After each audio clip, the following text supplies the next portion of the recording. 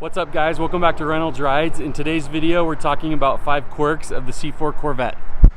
Alright guys, if you're new to the channel, my name's Jeff and this is my 1989 C4 Corvette. You guys are probably familiar with the videos that YouTubers make about things they love and hate about their cars.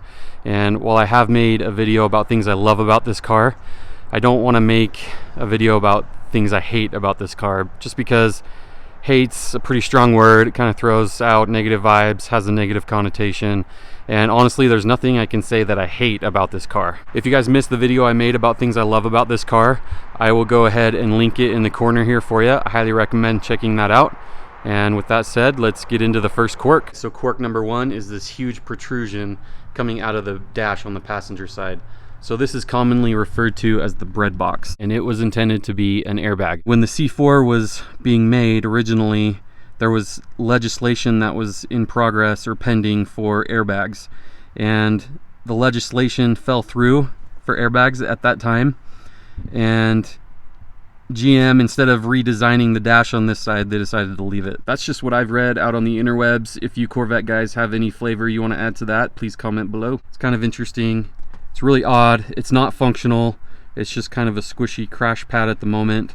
Sticks way out and it's just kind of weird. So C4 Corvettes were made from 1984 to 1996, and this Breadbox only came on C4s from 84 to 89. Chevy redesigned the interior beginning with the 1990 Corvette. And also you can get an aftermarket delete kit for, you know, I think 50 to 100 bucks. And you can remove this, and it's just kind of a flat panel that goes across the dash. All right, so quirk number 2 is the frame rails. So basically what you have to do to get in and out of the C4 Corvette is step over these frame rails that are in the door sill.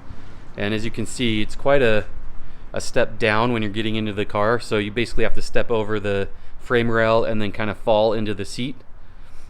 And then when you're getting out, you obviously have to step over the frame rail again and then kind of just put your hand down and push up to help you get out. So it makes it pretty interesting getting in and out of the C4.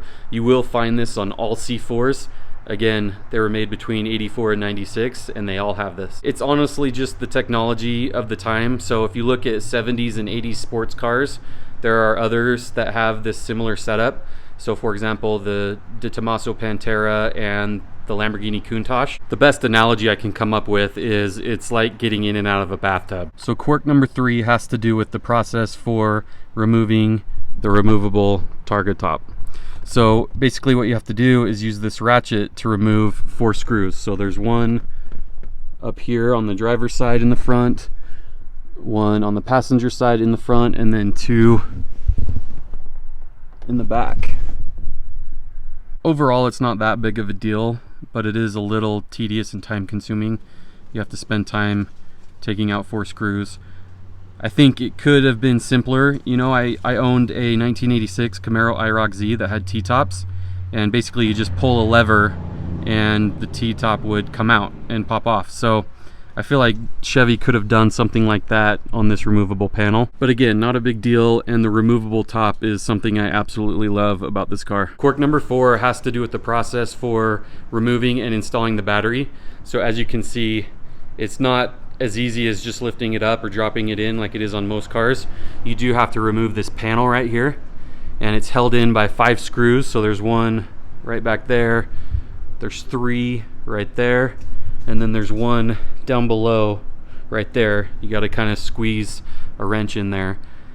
But once you remove those screws, the panel comes off and then you slide the battery out.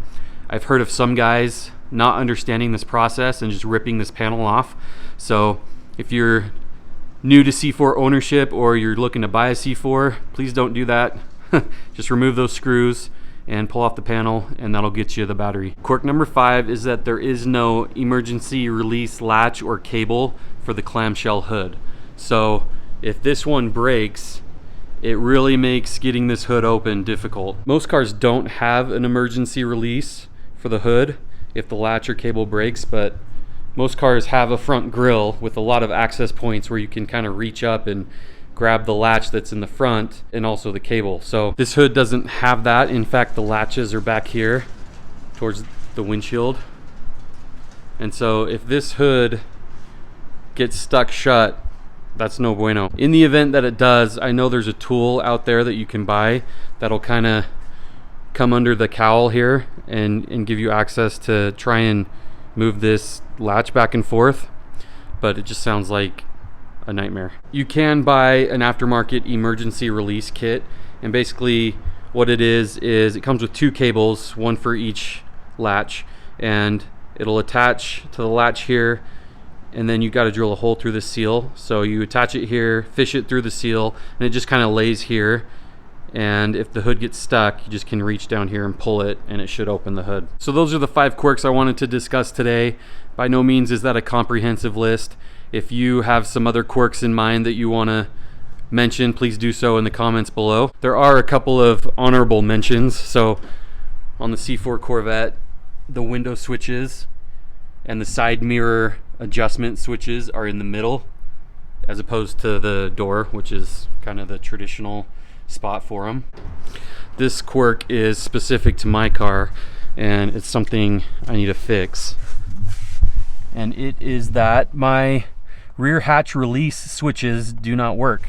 So what I have to do is kind of crawl back here and grab this cable to release the hatch. It really sucks, and that's on my to-do list to fix, and I can't wait to do it because this is a pain in the butt. That does it for this video, guys. I hope you enjoyed it. If you did, please give it a big thumbs up. If you are new to the channel, I hope you subscribe for more content.